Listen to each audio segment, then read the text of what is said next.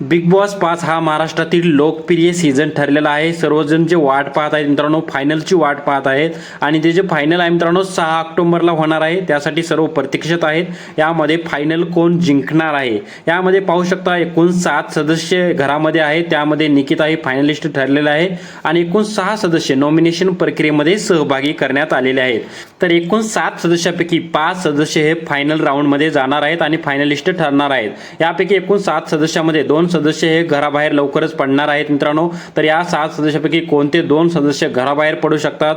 त्यानंतर फायनल जे 5 राहणार आहेत त्यामध्ये सूरज चव्हाण देखील असणार आहे याची शक्यता आहे मित्रांनो. आणि यामध्ये सूरज चव्हाण विनर होण्याची शक्यता आहे. तुम्हाला काय वाटतं, सूरज चव्हाण विनर व्हायला पाहिजे किंवा नाही? महाराष्ट्राने भरभरून प्रेम दिलेलं आहे आणि महाराष्ट्रालाही त्याने हसवलं आहे. बिग बॉस हा मराठी सीझन टीआरपी सर्वात जास्त कोणी दिले असेल बिग बॉस सीझन मध्ये, तर सूरज चव्हाणमुळे आतापर्यंत जेवढी काही टीआरपी बिग बॉसला मिळालेली आहे, मराठी सीझन हा सर्वात फायनल म्हणजे आताचा सीझन जो 5 आहे सर्वात लोकप्रिय ठरण्याचं कारण जो आहे ते सूरज चव्हाण ठरलेलं आहे.